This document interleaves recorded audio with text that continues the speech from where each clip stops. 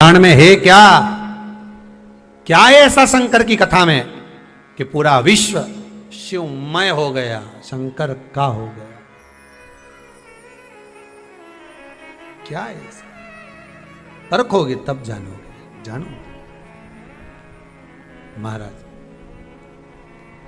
शिव पुराण कह रहे भगवान शंकर के ऊपर घृत की मूलता का वर्णन किया। केदारेश्वर एक वर्णन बड़ा सुंदर आता है महाराज, बहुत सुंदर वर्णन है, ध्यान दीजिएगा कि घर में भी प्रयास करा करें, प्रयास करिएगा। घर में जो दीप होता है, आपके घर में जो दीपक होता है, दिया जो आप प्रज्वलित करते हो, तेल का दिया अगर आपको लगाना रहता है तो वो दिया अलग ही रखें। घृत का दिया अगर आपको लगाना है तो वो अलग ही रखें। घृत के दिए में तेल का दीप नहीं लगाना चाहिए और तेल के दीप में घृत का दीप नहीं लगाना चाहिए।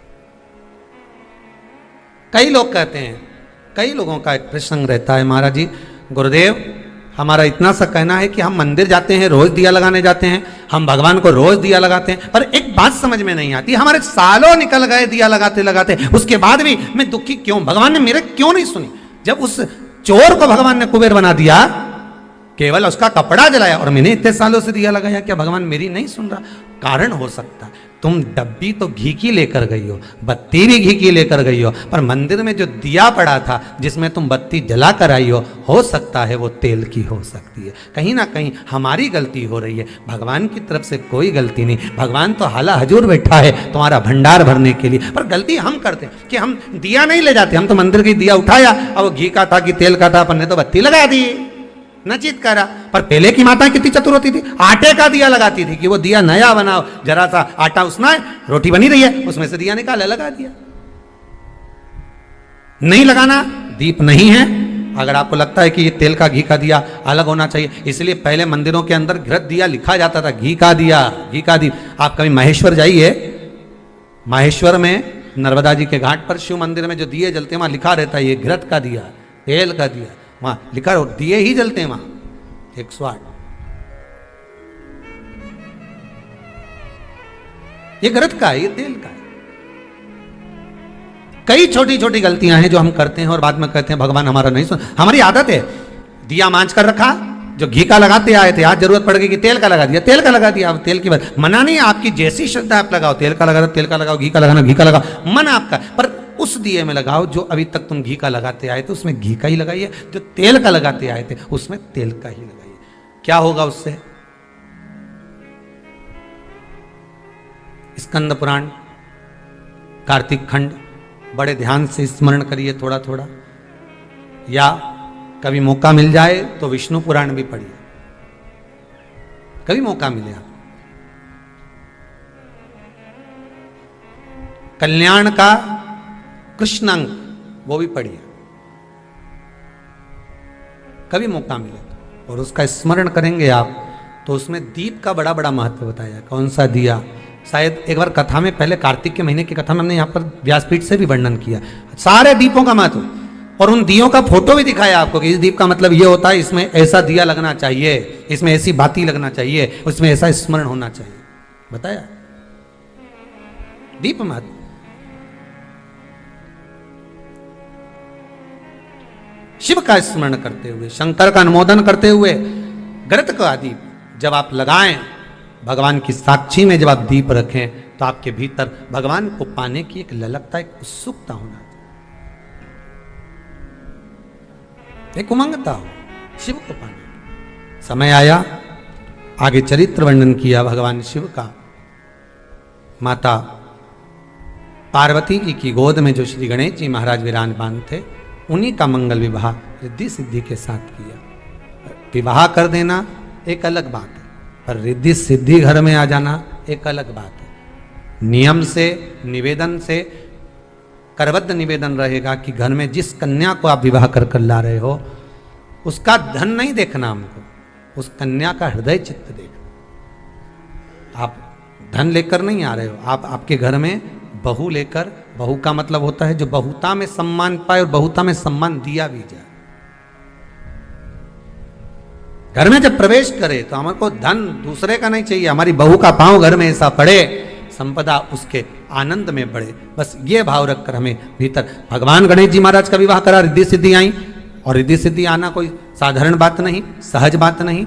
जब मन पवित्र होता है, हृदय चित्त पवित्र होता है, तब जाकर घर में वैभव रिद्धि सिद्धि सब भगवान देता है। अगर आपके घर में भी सुख आ रहा है, आपके घर में भी संपदा बढ़ रही है, समझ लेना आपके घर में कोई शंकर का भगत होगा, शिव का उपासक होगा, भगवान की भक्ति में डूबने वाला कोई ना कोई एक व्यक्ति तुम्हारे घर में मौजूद होगा, विराजमान होगा। उसके चरण का जो धन है वो तुम्हें प्राप्त हो रहा है, उससे हमारा जीवन सार्थक हो रहा है।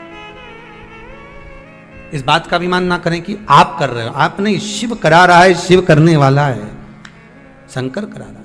पांचों जजमानों को बहुत बहुत साधुवाद देते हैं। आज छठे दिवस की कथा यहाँ विराम ले रही है। कल कथा का 7वां दिन रहेगा, विराम दिवस रहे।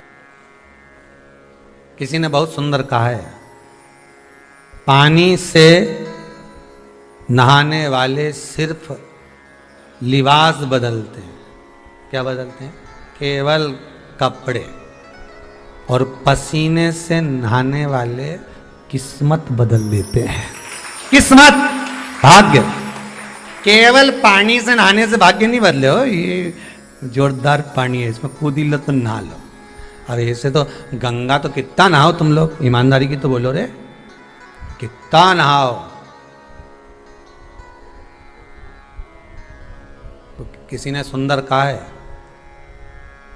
गिद्ध और कौआ ये दोनों बहुत ऊपर उड़ते हैं और बहुत ऊंचे बैठते हैं, पर ये ऊंचे उड़ते भी हैं और बैठते भी हैं, पर हमेशा इनकी दृष्टि नीचे मांस पर ही रहती है, किसी अच्छे पे नहीं रहती। उसी तरह अपन भी हैं, अपन भी ऐसे ही हैं। गए गंगा नहाए, सोचा अपन तो बहुत पवित्र हो गए, ऐसी बढ़िया जोरदार सिर पे पल्लू मल्लू लेके टीकी लगा के, ऐसा सोचे कि हमारे बराबर कोई नहीं। और जरा सा किसी ने हाथ यूं ही जा रही थी और जरा सा सामान गिर गया या कोई काम हो गया या कोई टल्ला लग गया या किसी ने कुछ बोल दिया, तो गंगा नहा के आई थी, अभी 2 मिनट नहीं हुआ, उतनी देर में तो ऐसा मोती झड़िया, ऐसा झड़िया।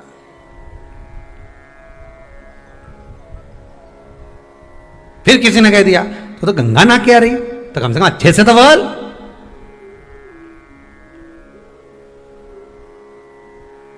तो गंगा नहा के आ रही का मतलब